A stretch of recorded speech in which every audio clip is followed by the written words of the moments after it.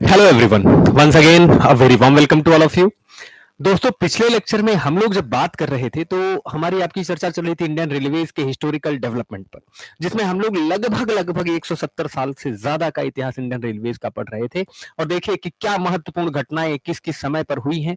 Indian railways में क्या नए इंप्रूवमेंट आपको देखने को मिलेंगे। हमने सिक्वेंशियल डेवलपमेंट पर बातचीत की है। साथ में आगे चलकर हमने ये भी देखा कि भाई कितने प्रोडक्शन यूनिट हैं इंडियन रेलवेज के पास और कितने ट्रेनिंग इंस्टीट्यूशंस हैं, कितने डिवीजन हैं, हाँ, कितने जोन हैं, इन पर भी हमारी चर्चा हो रखी थी।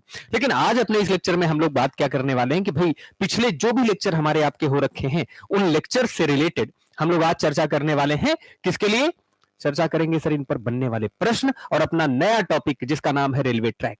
आज इसी पर हमारी आपकी बातचीत होगी।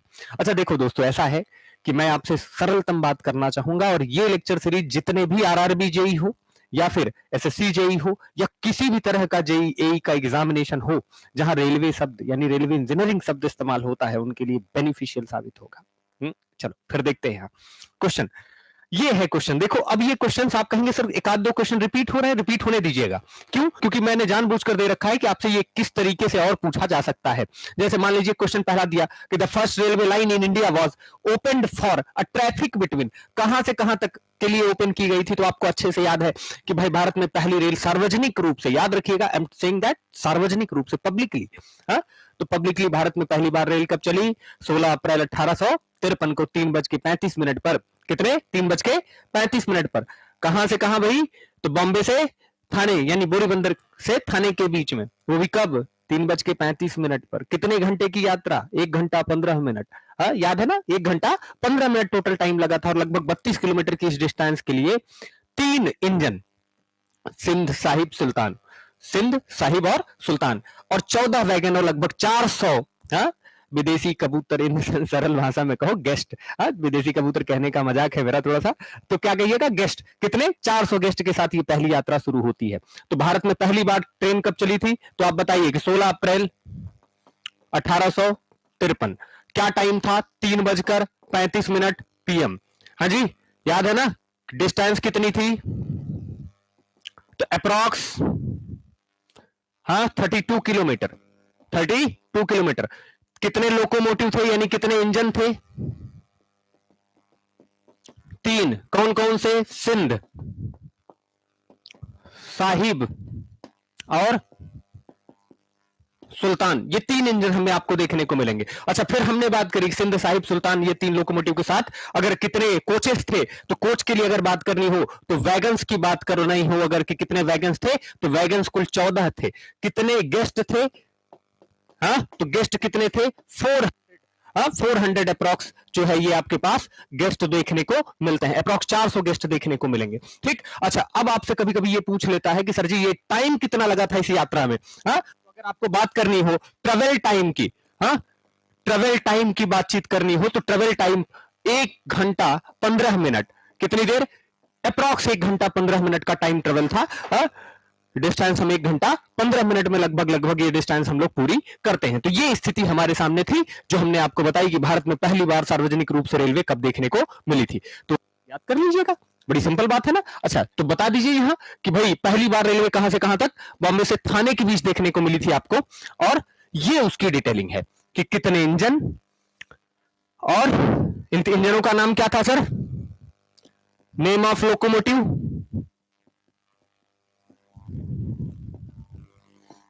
तो क्या नाम था? सिंध साहिब और सुल्तान, ये नाम था। और 14 वैगन्स, लगभग 400 गेस्ट, 3:35 पीएम पर, और 1 घंटे 15 मिनट का ट्रेवल टाइम लगभग 32 किलोमीटर के डिस्टेंस के लिए। तो ये सारी कहानी है जो आपको बतानी थी, जो आपको याद करनी थी। अब मजा आएगा आपको ये सीरीज करके। हाँ, चलिए नेक्स्ट क्वेश्चन पर बात करते हैं। नेक्स्ट क्वेश्चन ये है, और ये क्वेश्चन थोड़ा सा अपडेट मैंने किया है जानबूझकर। ये क्वेश्चन जब पूछा गया था तब जवाब 16 था, और तब इंडियन रेलवेज में 16 जोन थे। हाँ, 16 जोन। कितने थे? 16 जोन थे। ठीक है। अच्छा, लेकिन वर्तमान में 19 जोन है। कितने हैं? 19। तो आपसे प्रश्न पूछ रहा है कि the total number of administrative zones on Indian railways is, कह रहा है कि भाई भारतीय रेलवे के पास कितने एडमिनिस्ट्रेटिव जोन हैं। तो भारतीय रेलवे के पास टोटल नंबर ऑफ जोन जो करंट में है, total number of zone including metro की बात कर रहा हूं, इंक्लूडिंग मेट्रो कौन सा? कोलकाता मेट्रो।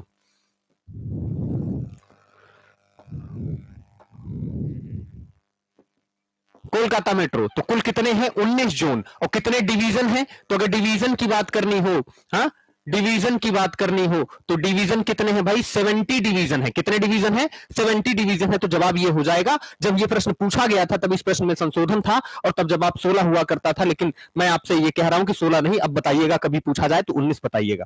अच्छा, एक सबसे जरूरी बात है कि जब भारत सरकार ने सभी अलग अलग जो डिफरेंट डिफरेंट हाँ रेल कंपनीज चल रही थी, जो रिटर्न गारंटी सिस्टम पर थी, गारंटीड रिटर्न सिस्टम पर काम कर रहे थे सर, उन सब पर अपना एकाधिकार स्थापित करना शुरू किया 1950 में। तो 1950 के दशक में भारत सरकार ने रेलवेज को 6 जोन में बेटर एडमिनिस्ट्रेशन के लिए 6 जोन में वर्गीकृत किया था। मैंने इसके बारे में पिछले लेक्चर में बात कर रखी है। और जब 6 जोन में वर्गीकृत कर दिया, इसके बाद इन्होंने क्या किया कि इसके बाद इन्होंने रेलवेज को आगे चलकर 9 जोन बनाए, फिर 16 जून बनाए, फिर 18 जून बनाए, और 18 के बाद अब वर्तमान में आज की डेट में बात करनी हो तो कुल कितने जोन है भाई? 19 जोन है। ठीक, कितने जोन है? 19 जोन। तो याद रखिएगा 17 डिवीजन और 19 जोन। तो आपका जवाब बता दीजिएगा। Now the next question. ये क्वेश्चन अपना है कि metre gauge was introduced by Lord Mayo. ये एक महापुरुष है कि भारत में सस्ती रेल बनाने के चक्कर में मतलब भारत में सस्ती रेल बनाने के प्रस्ताव को लेकर ये आए थे और इन्होंने मीटर गेज का सुझाव दिया था। किसका सुझाव दिया था? मीटर गेज का। कब सुझाव दिया था? 1871 में। ये याद रखिएगा कि मीटर गेज का सुझाव, इसके पहले जो रेल बनती थी वो ब्रॉड गेज पर बनती थी। किस पर बनती थी? ब्रॉड गेज पर। अब आप कहेंगे सर ये गेज वाला क्या लोचा है, ये क्या होता है ब्रॉड गेज, क्या होता है नैरो गेज, क्या होता है मीटर गेज? मैंने कहा वेट करो, आज से जो लेक्चर चलने वाला है इस लेक्चर में तो अब यही काम है कि कितने प्रकार की गेज होती हैं, किस गेज का क्या डायमेंशन होता है, कौन सी गेज कहां अडॉप्ट करनी चाहिए, किसी गेज का चयन किन किन बातों पर निर्भर करता है, इन्हीं तथ्यों पर ही तो अब बात करनी है दोस्त। तो अभी के तौर पर मान लो लॉर्ड मायो ने जो है 1871 में मीटर गेज का परिचय करवाया था। रेल को सस्ती बनाने के लिए, सस्ती रेल पर्पस के लिए इन्होंने ये काम किया था कि भारत में सस्ती रेल का भी इंट्रोडक्शन कराया जाए। एक क्वेश्चन यहां से है, ये कल वाले लेक्चर सीरीज में मैंने अटेंड किया था कि toilets in third class railway coaches. कह रहे हैं भैया थर्ड क्लास का रेलवे कोच जो बनाते हैं हम, उस थर्ड क्लास रेलवे कोच में भी टॉयलेट व्यवस्था जो है इंडियन रेलवेज में कब आई? उसके पहले फर्स्ट क्लास सेकंड क्लास में तो मैंने बता रखा था, लेकिन थर्ड क्लास में कब आई? तो थर्ड क्लास के लिए अगर बात करनी हो तो जिस साल लॉर्ड मायो आए थे उसके लगभग 20 साल बाद। कितने साल बाद? 20 साल बाद। तो 1891 में। कब आई? 1891। इस सन में आपको थर्ड क्लास रेलवे कोचेस में भी क्या देखने को मिलता है? टॉयलेट देखने को मिलता है। तो आपसे ये पूछा जाता है कभी कभी कि हाँ बताइए, ये एक इंपॉर्टेंट घटना है इसलिए बता रहे हैं इसके बारे में भी। नेक्स्ट क्वेश्चन पर चलिए। अगला क्वेश्चन ये है, द फर्स्ट राजधानी ट्रेन 120 की एमपीएच वाज इंट्रोड्यूस्ड इन। कह रहा है कि भाई पहली राजधानी ट्रेन जो आई, जो लगभग 120 किलोमीटर प्रति घंटे की रफ्तार से चलने में कैपेबल थी, वो कब आई? तो शताब्दी ट्रेन जो पहली आई थी, आपको याद है ना, दिल्ली से रेवाड़ी के बीच, सॉरी दिल्ली टू झांसी, मैंने उसके बारे में भी पढ़ा रखा है। तो आपको सारी कहानी याद हो अगर, तो पहला जो राजधानी ट्रेन आपको देखने को मिलती है वो कब देखने को मिलती है? 1969 में। कब देखने को मिलेगी? 1969 में। तो आप बता दीजिएगा कि ये ईयर था जब पहली बार 120 kmph की स्पीड हमने अटेन की थी। ठीक, चलिए नेक्स्ट क्वेश्चन पर। ये क्वेश्चन है और ये बड़ा विवादित क्वेश्चन है, क्योंकि इसका जवाब कभी लड़का कहता है कि सर खड़गपुर होगा, कभी कहता है गोरखपुर होगा, कभी कहता है कि बॉम्बे वीटी होगा, कभी कहता है सोनेपुर होगा, पता नहीं क्या होगा, मुझे भी नहीं पता। फिर क्या करें? तो फिर हमको देखना चाहिए कि लॉन्गेस्ट प्लेटफॉर्म इंडिया में करंट में आज की डेट में कहां है। तो मैंने इसके लिए काम किया कि इंडियन रेलवे की साइड से थोड़े डेटा चुराए। अब वो डेटा क्या है चलो दिखाते हैं। यहां हमने 10 टॉप, अगर टॉप की बात करनी हो तो हमने 10 टॉप जो है, हम रेड पेन ले लेते हैं, top 10 longest railway station in India, 10 longest railway station जो है भारत में, उनके डेटा मैंने यहां निकाल रखे। अब क्या निकाला? तो एकदम सिंपल बात देखिए कि India expensive railway network has always been subjected to fascination, boosting and remarkable feat in the engineering and connectivity. तो ये सारी बकवास बात इन्होंने बता दी। इसके बाद देखो यहां बता रहे हैं, क्या कह रहे हैं कि भाई इधर कह रहे हैं अपनी बात, the top 10 longest platform in India is mentioned below. नीचे बता रखे हैं, क्या बता रखे हैं? यहां कह रहे हैं कि हुबली रेलवे स्टेशन हाँ, वर्ल्ड्स लॉन्गेस्ट रेलवे प्लेटफॉर्म, कह रहे हैं कि हुबली रेलवे स्टेशन जो है ये दुनिया का सबसे बड़ा रेलवे प्लेटफॉर्म है। ये कब हुआ सर? इसके पहले तुम खड़गपुर जानते थे या गोरखपुर जानते थे, या समटाइम्स लोग अगर बात करते पैसेंजर ट्रेन के लिए हाँ यार्ड की, तो कहां मुगलसराय बता देते हैं। आखिर ये क्या लोचा है? तो इसको देखते हैं। यहां देखिए, एज ऑफ 23 मतलब 2023 से Hubli railway station in Karnataka holds the prestigious title of the being world's longest railway station। सबसे बड़ा रेलवे स्टेशन अगर कोई है तो हुबली रेलवे स्टेशन है वर्तमान में। ठीक, operating under the name Shri Siddharadhu हाँ स्वामी जी। हाँ, तो ये इनके नाम पर चल रहा है या इन्हीं के नाम पर इसका नाम रखा गया है। अच्छा, हुबली जंक्शन जिसे कहते हैं आप। ठीक है, this is the remarkable station fall with in the western south western railways. ठीक, और हुबली डिवीजन में पड़ता है। ये कहां पड़ता है? हुबली डिवीजन में। तो आपसे ये बात इन्होंने यहां तक बता रखी है। अब चलो देखते हैं कि क्या कहानी है। इसके बाद दूसरे नंबर पे कौन है सर? दूसरे नंबर पे बात कर रही हो तो सेकंड है गोरखपुर जंक्शन। हाँ, कौन सा है? गोरखपुर जंक्शन। आपसे गोरखपुर जंक्शन की अगर बात करनी हो सर, आप कहेंगे सर इसकी लेंथ वेंथ तो आप बताइए नहीं कि कितनी लेंथ है कितनी नहीं है, मुझे थोड़ा सा बताइए ना। हाँ, ये देखो कितनी लेंथ है, 1505 मीटर, यानी 1.505 किलोमीटर हुबली रेलवे स्टेशन का ये लेंथ है। अब दूसरी बात करते हैं सर, सेकंड जो अपना देखने को मिलेगा दैट द गोरखपुर। कौन सा? गोरखपुर जंक्शन, उत्तर प्रदेश। अब गोरखपुर जंक्शन की अगर बात करनी हो तो गोरखपुर जंक्शन जो है ये लॉन्गेस्ट रेलवे प्लेटफॉर्म है इंडिया में। हाँ, कहां? Gorakhpur junction located in Uttar Pradesh hold the distinction of having longest railway platform in India, हाँ, stretching over a impressive 1.35 kilometre. कितना है भैया? 1.35 किलोमीटर, और वो कितना था? 1505 मीटर, यानी 1.505 किलोमीटर। अब देखो इस बारे में इन्होंने बता रखा है कि भैया दूसरा अगर देखना हो तो गोरखपुर हुआ करता था। Gorakhpur junction located in Uttar Pradesh hold the distinction of having the longest railway platform. हाँ, तो ये गोरखपुर की कहानी थोड़ी सी यहां है। दूसरा कोल्लम जंक्शन, अगर इसकी बात करनी हो ये केरला में है, और अगर इसकी बात हम लोग करें तो 1.18 किलोमीटर का हिसाब किताब इसका है। ठीक, अच्छा दूसरा खड़गपुर जंक्शन, ये देखिए खड़गपुर, तो खड़गपुर का देखना हो वेस्ट बंगाल में है, 1.07 किलोमीटर का। ठीक है, कितना है? 1.07। अगला है बिलासपुर जंक्शन, बिलासपुर छत्तीसगढ़ में है, और इसके लिए अगर बात करनी हो तो 800 मीटर का लगभग रेलवे प्लेटफॉर्म है इसका, तो बता दीजिए कि मैक्सिमम 0.08 किलोमीटर। ठीक, नेक्स्ट बात करनी हो अगर हमें आपको झांसी जंक्शन, झांसी जंक्शन की बात करो तो 770 मीटर का है। कितना है? 770 मीटर। फिर सोनपुर रेलवे स्टेशन 738। हाँ, और अगला बात करनी हो, ठीक है, तो वेस्ट बंगाल में आपको ये देखने को मिलेगा। अच्छा, इसके लिए भी देखें तो 720। क्या नाम दे रखे इसको? नवदीप धाम प्लेटफॉर्म, वेस्ट बंगाल में, और ये 720 का हिसाब किताब इसका है। ठीक है, अच्छा हावड़ा से लगभग ये 105 किलोमीटर दूर पड़ता है भाई। अगला है हजरत निजामुद्दीन स्टेशन न्यू दिल्ली, और इसका हिसाब किताब कितना है? 700 मीटर का है। कितना है? 700 मीटर। अच्छा, अगला है भुज जंक्शन, 650 मीटर का हिसाब किताब है इसका।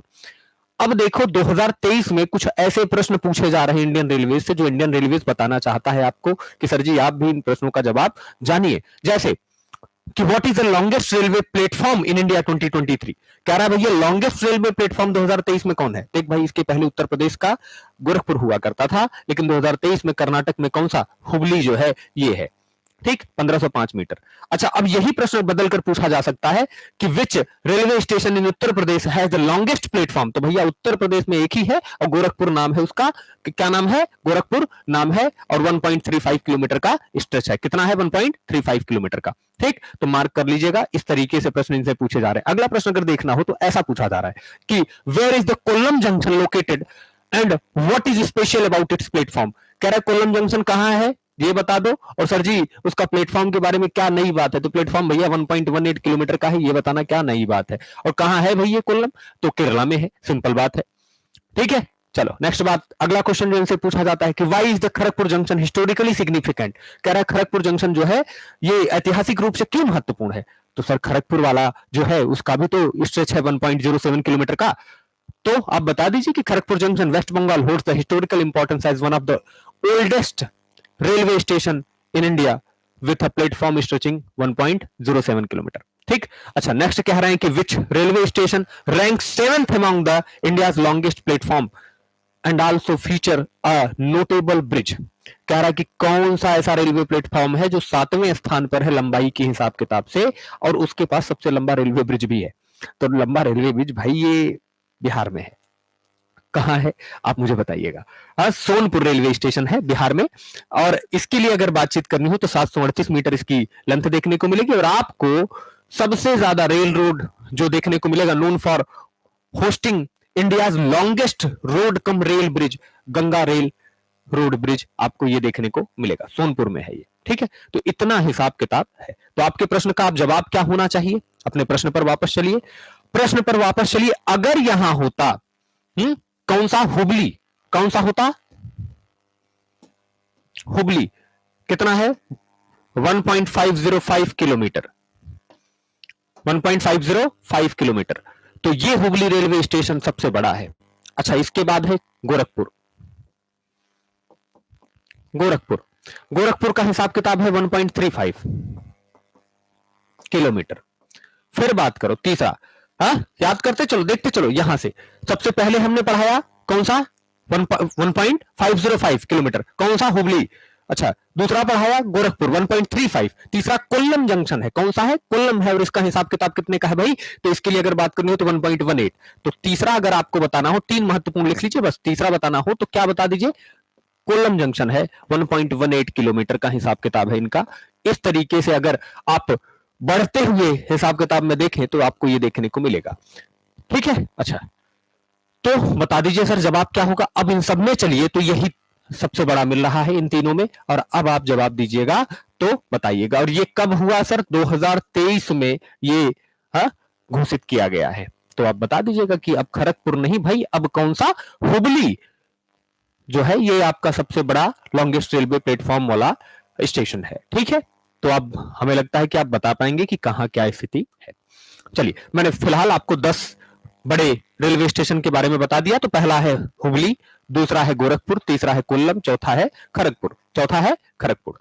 अच्छा, तो अब आप यहां चलिए, तो यहां देखिए, यहां खड़गपुर कहीं है? नहीं है। तो खड़गपुर में बता दीजिए चौथे स्थान पर कौन आता है? खड़गपुर आता है 4th पोजीशन पर। ठीक है, हो गया भाई। अच्छा, इसके बाद 5वें स्थान पर झांसी, फिर सोनपुर, सॉरी बिलासपुर, फिर झांसी, फिर सोनपुर, और सोनपुर के बाद नवदीप धाम, और आफ्टर देन हजरत निजामुद्दीन, फिर भुज जंक्शन, और इसके बाद आपसे इस तरीके के प्रश्न बन सकते हैं। ठीक है, और ये सारे डेटा जो है हमने इंडियन स्टैंडर्ड की साइट से, इंडियन रेलवेज की साइट से निकाल लिए हैं। तो ये हिसाब किताब रहा जो मुझे आपको बताना था, जो आपको पढ़ाना था।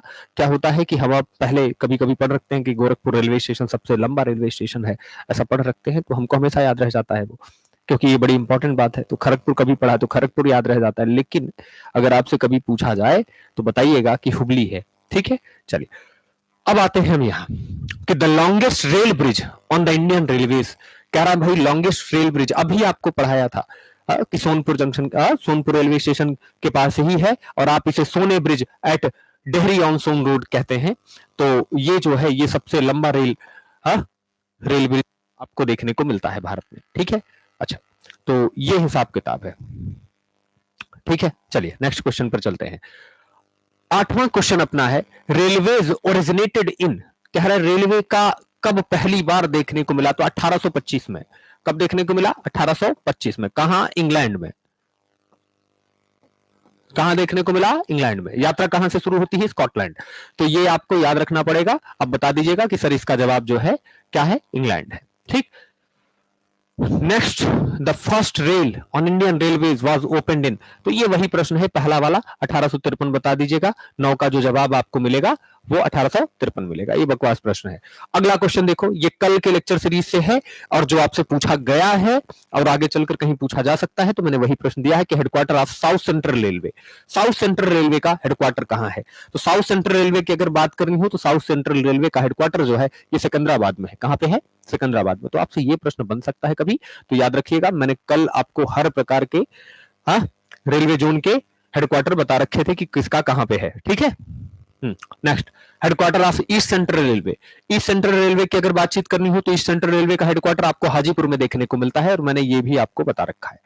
Now the last question of this series, आज के लेक्चर का ये आखिरी प्रश्न, कि फर्स्ट मेट्रो इंडिया में कब देखने को मिलती है और कहां देखने को मिलती है? तो 1972 में कोलकाता मेट्रो देखने को मिलती है। कौन सी? कोलकाता मेट्रो। तो सबसे ओल्डेस्ट मेट्रो है कोलकाता मेट्रो। कौन सा? कोलकाता मेट्रो। तो ये हिसाब किताब है जो आपको समझना था, जो आपको जानना था।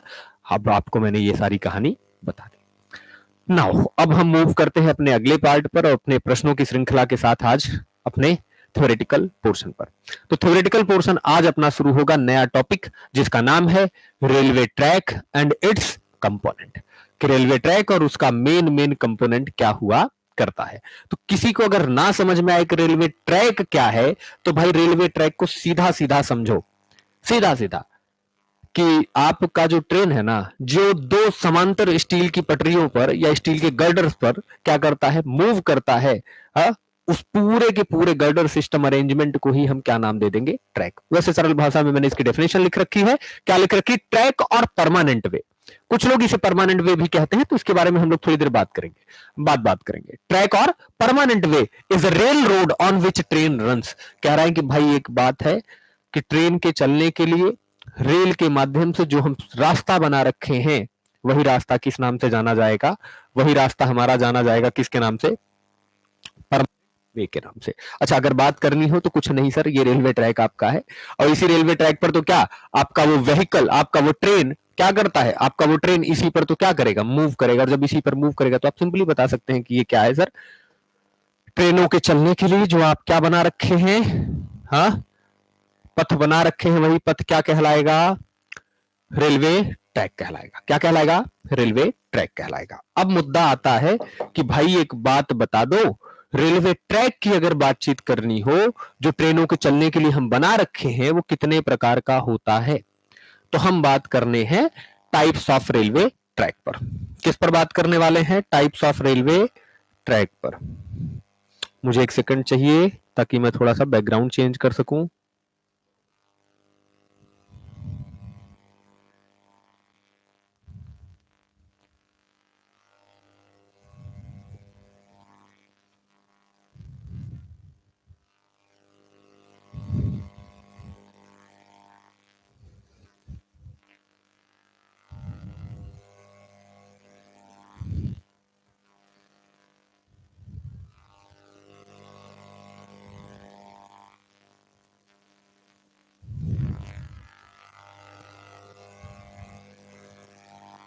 हम्म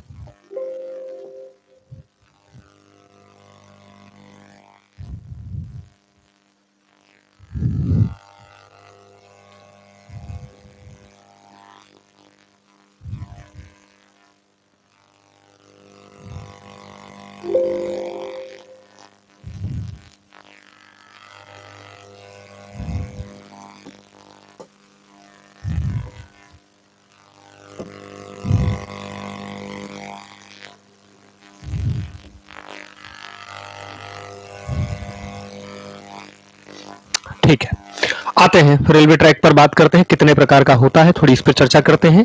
और अब हम चर्चा करेंगे टाइप्स ऑफ रेलवे ट्रैक की। ठीक है, नहीं चेंज कर पा रहे हैं भाई, तो ऐसे ही लिखते हैं कि types of railway track. Types of railway track.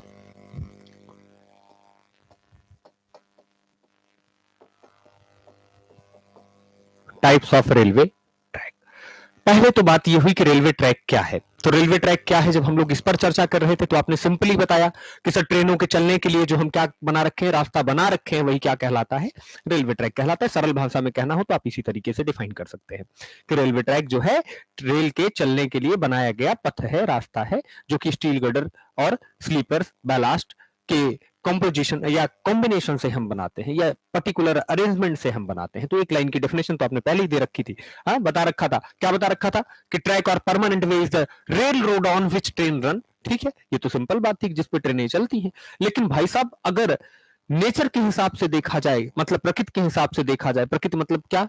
कि भाई वो हमारा ट्रैक किस तरीके का होगा, अगर इस प्रकृति के हिसाब से देखा जाए तो रेलवे ट्रैक जो है, हाँ, रेलवे ट्रैक ये दो प्रकार का होता है। कितने प्रकार का होगा? दो प्रकार का। पहला कौन सा? पहला हमें देखने को मिलता है, फर्स्ट जो हमें देखने को मिलता है वो पहला है सर, हाँ, टेम्पोररी वे।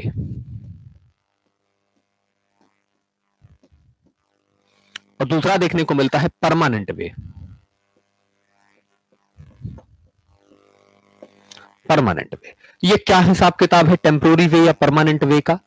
हाँ, टेम्पोररी वे या परमानेंट वे का क्या हिसाब किताब है? थोड़ा अगर आपको समझना है तो आप सिंपली समझ सकते हैं कि भाई ऐसा है, जो हमारा रेलवे ट्रैक है, हाँ, जो हमारा रेलवे ट्रैक है, मान लीजिए ये रेलवे ट्रैक आपका जो है, ये रेलवे ट्रैक, हाँ, इस रेलवे ट्रैक को हमने जो है अगर किसी पर्टिकुलर काम के लिए बिछाया, काम खत्म हो गया और हमने फिर हटा दिया, हाँ, तो ये क्या कहलाता है? टेम्पोररी वे कहलाता है। क्या कहलाता है? टेम्पोररी वे। जनरली हम टेम्पोररी वे बहुत विशेष दशा में ही बनाते हैं, ठीक है। और दूसरा, ट्रैक बिछाया, अब ये ट्रैक यहीं रहना है, हाँ, जब तक इस तरह के मार्ग पर मूवमेंट चलता रहेगा, यही रहना है, तो यही रहना है, तो ये क्या कहलाएगा? परमानेंट वे कहलाएगा। यानी आप ये कहना चाहते हैं कि जब कम समय के लिए, इधर बात करने वाला हूं मैं, हाँ, किस पर बात करने वाला हूं? टेम्पोररी वे पर। एक तो ये है, दूसरा कौन सा? ये भी है। अच्छा, तो पहले पर बात करने वाले हैं, और पहला कौन सा? टेम्पोररी वे। टेम्पोररी वे, तो आप याद करिएगा कि जब कम समय के लिए रेलवे ट्रैक बनाया जाए किसी पर्टिकुलर काम के लिए, और जब काम खत्म हो जाए तो रेलवे ट्रैक को वहां से हटा दिया जाए, तो समझ लीजिए कि सर इस तरह का रेलवे ट्रैक क्या कहलाता है? टेम्पोररी वे कहलाता है। इट इज, या ऐसे लिख सकता हूं, सरल भाषा में हिंदी में ही लिख देते हैं आपके लिए। क्या लिख दें कि जब रेलवे ट्रैक, हाँ, जब रेलवे ट्रैक कम समय के लिए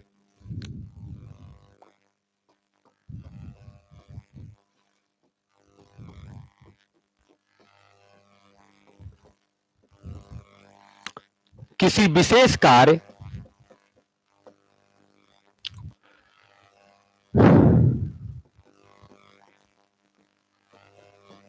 को ध्यान में रखकर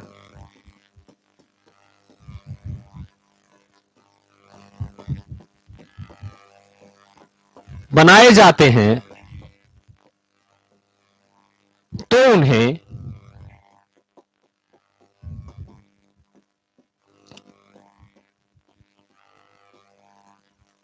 टेम्पोररी वे कहते हैं। क्या कहते हैं? टेम्पोररी वे। इसका मतलब क्या है? मान लीजिए कि भैया आपका स्टेशन कहीं यहां है, लेकिन स्टेशन के आसपास यहां कहीं जो है, हा? कोई बड़ी फैक्ट्री है जो आजकल चल रही है, खूब ढेर सारा कच्चा माल निकाल रही है, और रेलवे को उससे बहुत फायदा होने वाला है। तो ट्रैक क्या करेंगे? यहां से यहां तक हमने एक ट्रैक बना दिया, अब यहां से आवागमन शुरू हो गया, लेकिन मान लीजिए कभी आगे चलकर ये फैक्ट्री बंद हो गई, हाँ, अब इसका यूज नहीं हो रहा और यहाँ प्रोडक्शन नहीं हो रहा, तो ये ट्रैक का यूज बंद हो जाएगा और इस ट्रैक को फिर हटा दिया जाएगा। तो ये ट्रैक क्या कहलाएगा? टेम्पोररी वे कहलाएगा। क्या कहलाएगा? टेम्पोररी वे कहलाएगा। ठीक है। अच्छा, तो ये हिसाब किताब है, थोड़ा सा समझ लीजिएगा। तो पहला मैंने तुमसे क्या कहा कि टेम्पोररी वे की बात करें तो ये कुछ और नहीं है, रेलवे ट्रैक का एक ऐसा रूप जो किसी पर्टिकुलर प्रोजेक्ट या पर्टिकुलर कार्य को या पर्टिकुलर इंडस्ट्री को ध्यान में रख के बनाया जाए, और जैसे ही वो काम पूरा हो जाए हम ट्रैक को हटा दें। तो इस तरह से बनाया गया ट्रैक क्या कहलाएगा? आपका टेम्पोररी वे या टेम्पोररी रेलवे ट्रैक। ठीक, कहानी समझ गए? अच्छा, दूसरे की बात करते हैं। दूसरा जो है अपना, इसे परमानेंट वे कहते हैं। क्या बोलते हैं? परमानेंट वे। परमानेंट वे, तो ये परमानेंट वे क्या है सर? हाँ, परमानेंट वे को ही आपको पढ़ना है। हाँ, परमानेंट वे को ही आपको पढ़ना है, और परमानेंट वे पर ही हम लोग ज्यादा से ज्यादा बातचीत करेंगे कि परमानेंट वे क्या है।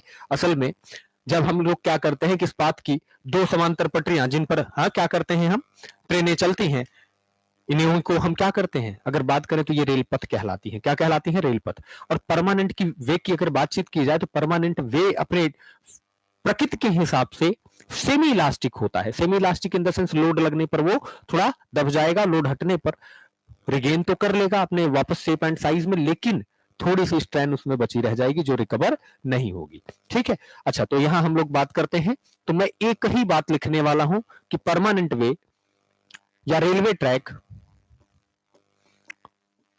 railway track are semi elastic. Semi elastic, ये बड़ी जरूरी बात है जो मैं आपको बता रहा हूं। ये परमानेंट वे के बारे में नहीं है, बल्कि हर प्रकार के रेलवे ट्रैक के बारे में है, और ये बड़ी जरूरी बात है जो मैंने आपसे यहां की है। अच्छा, तो यहां परमानेंट वे की बात करनी हो तो आप क्या कहना है सर? हाँ, परमानेंट वे को ही आप रेलवे ट्रैक भी कहते हैं, परमानेंट वे को ही आप क्या कहते हैं? ट्रैक भी कहते हैं, रेलवे ट्रैक भी कहते हैं। तो आप कह दीजिएगा कि सर ये रेलवे ट्रैक भी इसी को तो कहते हैं।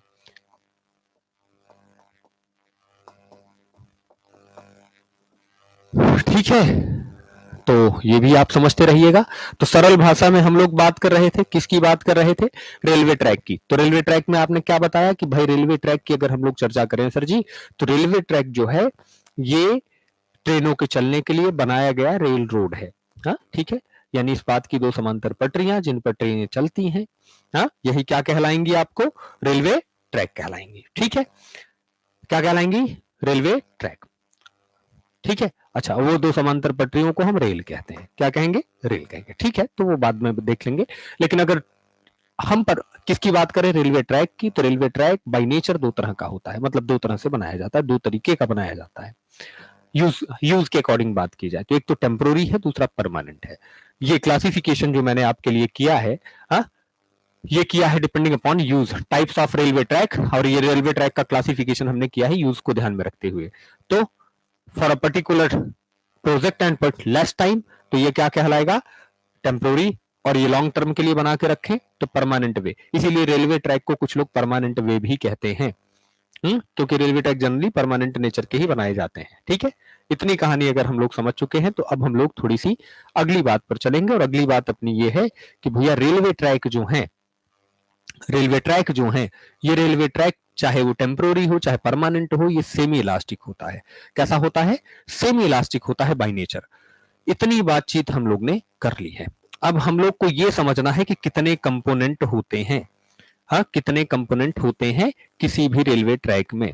हाँ, किस पर बात करनी है कि कितने कंपोनेंट होते हैं? तो ये है आपके किसी रेलवे ट्रैक का परमानेंट वे का क्या है? क्रॉस सेक्शन व्यू है। तो हम इस क्रॉस सेक्शन व्यू में अगर बातचीत करेंगे तो यहां देखेंगे कि कितने कंपोनेंट होते हैं। चलिए, तो हम देखते हैं किसी रेलवे ट्रैक में कितने कंपोनेंट होते हैं। कंपोनेंट्स की बातचीत कर रहे हैं भाई। पहला कंपोनेंट, फर्स्ट कंपोनेंट ये, हाँ, दिस इज रेल। पहला कंपोनेंट यही है जो रेल है। ये दो समांतर स्टील के गर्डर या पटरियां जो आप देख रहे हैं, हाँ, एक ये वाली और एक ये वाली, ये दोनों क्या कहलाएंगे सर? ये दोनों कहलाते हैं रेल। दूसरा कंपोनेंट ये जो देख रहे हैं, दिस इज स्लीपर। क्या कहलाएगा? स्लीपर। हालांकि यहां पर नाम दे रखा है, मैं उस नाम का इस्तेमाल नहीं कर रहा हूं ताकि आप समझ पाए इस पर्पज से। तीसरा हमें आपको जो देखने को मिलेगा कंपोनेंट, दिस इज बैलास्ट। इसे बैलास्ट कुशन भी कहते हैं कुछ लोग। ठीक, अच्छा, चौथा जो देखने को मिलेगा सब बैलास्ट, पांचवा देखने को मिलेगा सब ग्रेड, और छठा कंपोनेंट होगा नेचुरल सॉइल। यहां नीचे होगा नेचुरल सॉइल। ठीक है, तो ये हिसाब किताब है। ये 6 कंपोनेंट मेनली आपको देखने को मिलते हैं। अच्छा, यहां एक और चीज है, फास्टनिंग अरेंजमेंट। क्या है फास्टनिंग अरेंजमेंट? ये फास्टनिंग अरेंजमेंट क्या होते हैं? देखो भाई, ऐसा है, ये जो रेल आप देख रहे हैं, इस रेल को इस स्लीपर के साथ बांधने के लिए जो कंपोनेंट इस्तेमाल किया जाता है वो कहलाता है फास्टनिंग सिस्टम। तो जनरली आपको ये 7 कंपोनेंट जो है देखने को मिलते हैं किसी परमानेंट वे में या किसी रेलवे ट्रैक में। कुल कितने? ये 7 कंपोनेंट आपको देखने को मिलेंगे। ठीक है, तो हम इन 7 कंपोनेंट के बारे में एक एक करके आपको बता देते हैं, थोड़ी थोड़ी बात कर लेते हैं, और हर कंपोनेंट के बारे में थोड़ी डिटेल में आपको चर्चा करनी है। ठीक, तो सर जी, ये पहला कंपोनेंट, ये दूसरा कंपोनेंट, ये तीसरा, ये चौथा, ये पांचवा, हाँ, और यहां ये जो सॉइल है, छठा कंपोनेंट कौन सा? Natural soil base. ठीक, अच्छा, एक कंपोनेंट यहां और है जिसके बारे में हम लोग को चर्चा करनी थी, इन दोनों को बांधने वाला, और इस कंपोनेंट को हम लोग कहीं यहां लिख लेते हैं। इनको बोलते हैं 7वां component, this is fastening system. हाँ, फास्टनिंग सिस्टम। हाँ, तो ये फास्टनिंग सिस्टम जो है ये लास्ट में है, जिनके बारे में हम लोग बातचीत करेंगे और चर्चा करेंगे, ठीक है। चलिए, तो कहानी इतनी ही है जिस पर हम लोग को चर्चा करनी है। अब आइए यहाँ पर थोड़ा देखते हैं कि क्या क्या कंपोनेंट हैं, और एक कंपोनेंट, पहले कंपोनेंट रेल से शुरू करेंगे हम लोग, ठीक है। चले आइए, यहाँ देखिए कुछ नहीं है, आपको समझना है। नेचुरल ग्राउंड ये है आपका, इसके ऊपर फॉर्मेशन है, इसके ऊपर बैलास्ट है, इसके ऊपर आपका ये स्लीपर है, इसके ऊपर आपकी ये रेल है, ठीक। समझ गए? तो इतने कंपोनेंट ही हैं और इन सारे कंपोनेंट्स को एक एक करके आपको समझना है। तो मैं सबसे ऊपरी कंपोनेंट रेल से शुरू करूंगा और ये कहानी तब खत्म होगी जाकर जब कहीं आप पूरी बात समझ जाएंगे तब। तो एक तो हिसाब किताब चलेगा जो हम लोग यहाँ चर्चा कर रहे हैं इस रेल की, दूसरा बैलास्ट की, तीसरा स्लीपर की, चौथा ये फॉर्मेशन जिसमें सब ग्रेड होगा और क्या होगा, सब बेस होगा, और यहाँ नेचुरल ग्राउंड, ठीक। तो इतनी बातचीत चलेगी कि भैया किसी रेलवे ट्रैक में क्या क्या होता है, और फिर इनके कंपोनेंट से कुछ टर्मिनोलॉजी है जिन पर हमको चर्चा करनी है। जैसे गेज नाम का एक टर्म है, रेल स्क्रू है, बेयरिंग प्लेट है, हा? इन पर भी हम लोग को चर्चा करनी है, ठीक। तो इतनी बात है दोस्त, चलिए देर न करते हुए हम लोग आगे चलते हैं और बात करते हैं अपने पहले कंपोनेंट पर, जिसका नाम है रेल।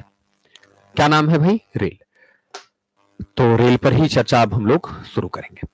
अभी तक हम लोग क्या बात कर रहे थे कि भाई रेलवे ट्रैक क्या है, तो आपने बताया कि भाई रेल के दो समांतर पटरियों, हाँ, और स्लीपर, बैलास्ट इत्यादि के कॉम्बिनेशन से बना एक रास्ता जिस पर ट्रेन मूव करती है, रेलवे ट्रैक कहलाता है। यूज के हिसाब से रेलवे ट्रैक दो प्रकार का होता है, एक परमानेंट और एक टेम्पोररी। एक कैसा होगा? परमानेंट होगा और दूसरा टेम्पोररी होगा। टेम्पोररी रेलवे ट्रैक वे रेलवे ट्रैक होते हैं जो किसी पर्टिकुलर प्रोजेक्ट के लिए बनाए जाएं और कार्य खत्म हो जाने के बाद उनको हम हटा देते हैं। परमानेंट रेलवे ट्रैक की अगर बात करें तो permanent railway track, generally railway track permanent ही बनाए जाते हैं, तो इसीलिए कुछ लोग परमानेंट वे भी कहते हैं रेलवे ट्रैक को। क्या कहते हैं? परमानेंट वे भी कहते हैं। हाँ, तो ये हिसाब किताब इनका है जो आपको जानना था, समझना था।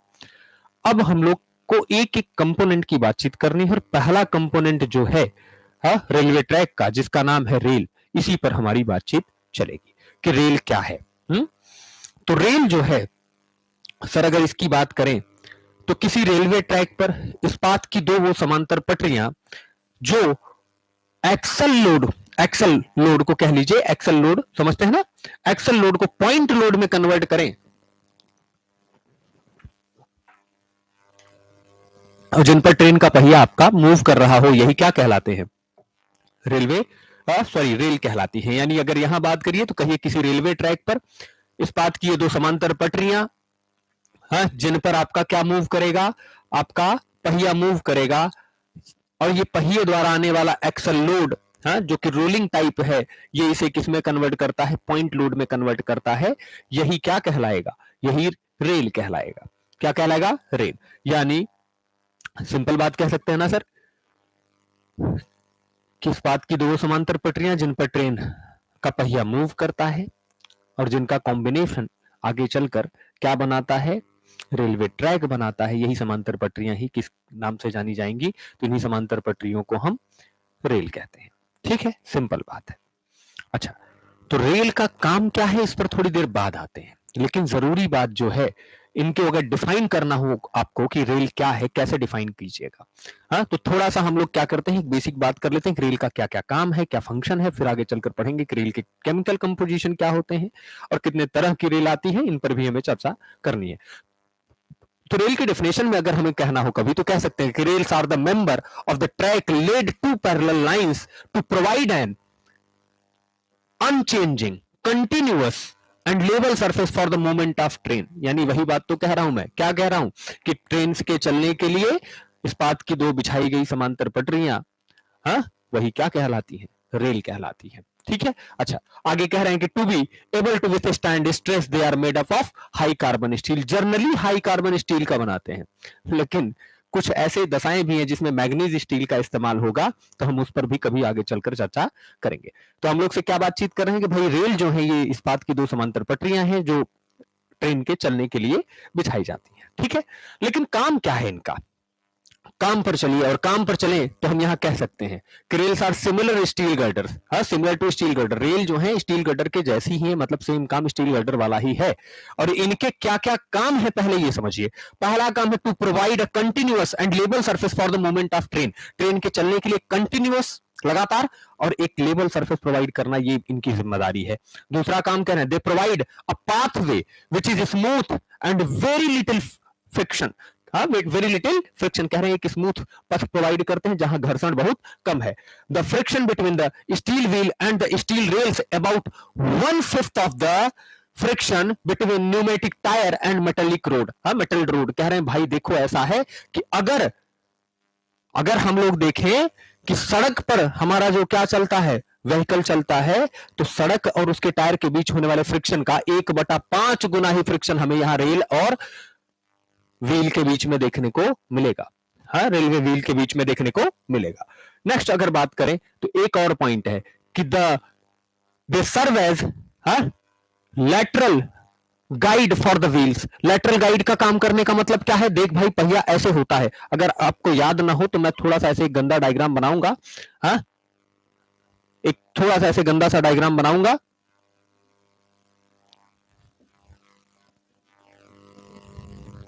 ठीक, ये हैं आपके दोनों रेल्स, और जब आपका पहिया आता है इन पर तो पहिया कैसे आता है याद करिए।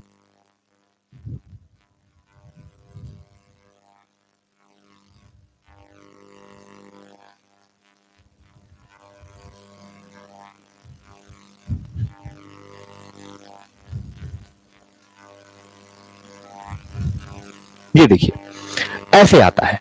अब दिक्कत क्या होगा कि अगर ये नहीं होती, यहां देखो इस पहिए में फ्लैंज पोर्शन बना होता है, अगर ये स्टील गर्डर्स ना होते तो इन्हीं को पकड़कर ये फ्लैंज पोर्शन के माध्यम से आपका पहिया क्या करता है, आगे चलता है या अपना ट्रैक चेंज करता है या मूव करता है। तो लेटरली ट्रेन को एक डायरेक्शन देने का काम कौन कर रहा है सर, ये रेल्स करते हैं। इसीलिए मैंने यहां बोला है कि लैटरल गाइड का भी काम आपका ये रेल करता है। समझ गए। अच्छा यहां स्लीपर मान लीजिएगा कि यहां कोई स्लीपर है। हाँ क्या है, स्लीपर है, ठीक है, ऐसा हिसाब किताब चलेगा। अच्छा दूसरी बात यहां कह रहे हैं कि the wear the stress develop due to vertical load and transmit through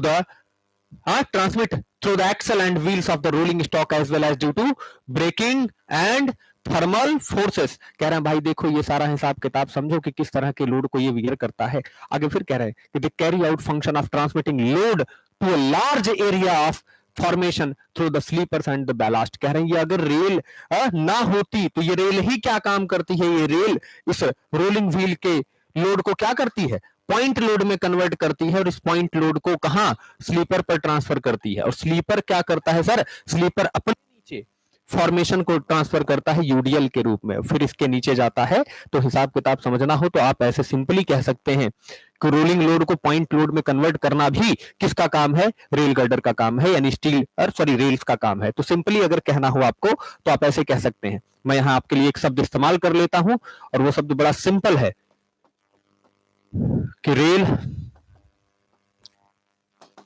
converts rolling wheel load to into point load, rolling wheel load to point load. तो ये हिसाब किताब बताइएगा कि रोलिंग व्हील लोड को पॉइंट लोड में convert करना भी इनका एक काम है।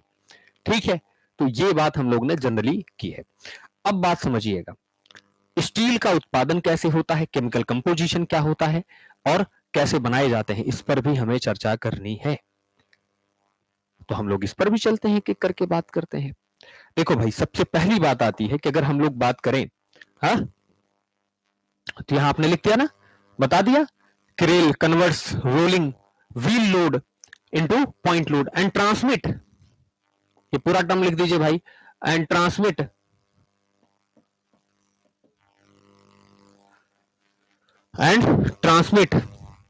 या ट्रांसफर लिख दीजिए, ट्रांसफर टू स्लीपर्स। तो स्लीपर्स को ट्रांसफर करने का भी इनका काम है, हाँ कि लोड को स्लीपर को ट्रांसफर कर देंगे। तो ठीक है, इतनी बात तो हम समझ गए। अब नेक्स्ट बात में आते हैं कि भैया ये बनती कैसे है rail, what is the chemical composition. हाँ चलिए तो केमिकल कंपोजिशन से बातचीत करें तो इंडिया में जो रेल बनाई जाती हैं ये ओपन हर्थ या डुप्लेक्स प्रोसेस से बनती है। अब आप कहेंगे सर ये ओपन हर्थ क्या है, ये डुप्लेक्स क्या है? देख भाई, स्टील के उत्पादन की 6 अलग-अलग विधियां प्रचलन में हैं। हाँ, कितनी विधियां हैं? 6, जिनमें बेसिनबर्ग विधि है, डुप्लेक्स प्रोसेस है, ओपन हर्थ है। हाँ, तो इस तरह से 6 विधियां आपको देखने को मिलती हैं। अब इन 6 विधियों में 2 विधियां हैं जिनसे स्टील बनाने का काम हम लोग करते हैं, एक है डुप्लेक्स और एक है ओपन हर्थ। तो मैं आगे चलकर इनके बारे में भी एक्सप्लेन आउट करूंगा। ठीक है? अच्छा, यहां मुझे एक बात आपसे करनी है, बड़ी जरूरी बात है, और उस बात को हम लोग ऐसे लिख सकते हैं, ऐसे कर सकते हैं। क्या कह सकते हैं कि भाई एक बात तो समझिए, वियर एंड टियर को सहने के लिए स्टील को हम हाई कार्बन स्टील का बनाते हैं। किसका बनाते हैं? हाई कार्बन स्टील का। जबकि वैसे जो है स्टील को हम मीडियम कार्बन या फिर हाई मैग्नीज स्टील का बनाते हैं। कहां के लिए? पॉइंट एंड क्रॉसिंग के लिए। पॉइंट एंड क्रॉसिंग के लिए। तो 2 बात आपको करनी है। ये पॉइंट एंड क्रॉसिंग क्या है आपको समझना होगा। आपको यह समझना होगा कि कहां के लिए किस दशा में बनाए। तो चलिए देर ना करते हुए थोड़ा सा हम केमिकल कंपोजिशन पढ़ने वाले हैं, फिर आगे बात करेंगे। यहां मैं बात लिखने वाला हूं 2।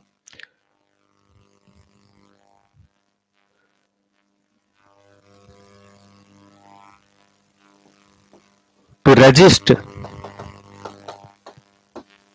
wear and tear, rail steel are made up of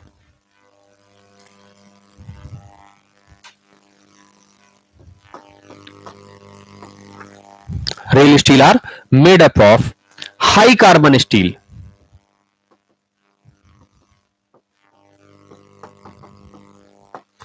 high carbon steel मतलब वियर और टियर को ध्यान में रखते हुए रेल स्टील को हम हाई कार्बन स्टील का बनाते हैं ताकि ये जो है प्रॉपर फंक्शनिंग कर सके। लेकिन दूसरी सबसे जरूरी बात है but for point and crossing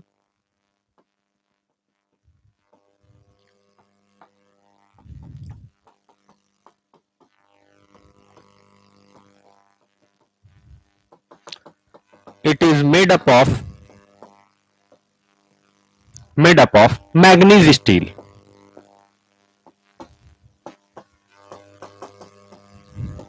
और मीडियम कार्बन स्टील। हाँ, तो ये देखो भैया, वियर एंड टियर को ध्यान में रखते हुए या तो इसे हम हाई मैग्नीज का बनाते हैं या फिर मीडियम कार्बन का बनाते हैं। और पॉइंट एंड क्रॉसिंग के लिए आपसे कभी कभी स्पेशली पूछा जाता है, तो याद रखिएगा कि ये बात बड़ी जरूरी है कि पॉइंट और क्रॉसिंग का रेल कैसे बनता है। इंडिया में रेल का उत्पादन ओपन हर्थ प्रोसेस से करते हैं या डुप्लेक्स से करते हैं, तो ये भी आपको याद रखना पड़ेगा। तो मैं यहां कहीं मेंशन कर देता हूं कि generally steels are manufactured by in India, rail steel are manufactured by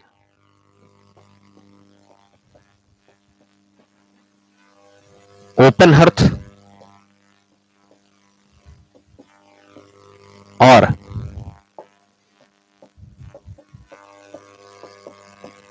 duplex process.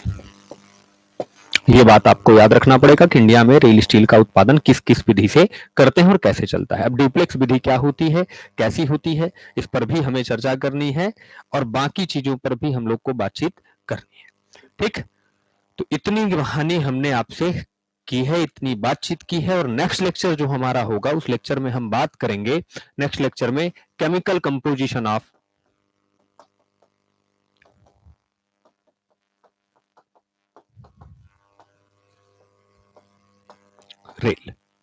Rail के केमिकल कंपोजिशन पर बात करेंगे। और दोनों कंपोजिशन पर हम लोग चर्चा करेंगे, एक जो हाई मैग्नीज वाला है और एक जो हाई कार्बन वाला है, दोनों पर बात करेंगे। दोनों में क्या अन्य बदलाव हैं या क्या नए चेंजेस हैं, इन पर भी चर्चा करेंगे। और साथ साथ हम लोग को आगे चलकर ये बात करनी होगी कि सर ये जो रेल स्टील हम बनाते हैं, इसमें कोई कंपोनेंट कितने होंगे? कार्बन होगा, मैग्नीशिया होगा, सल्फर होगा, सिलिकॉन होगा, तो किसका क्या रोल है ये भी बात करेंगे।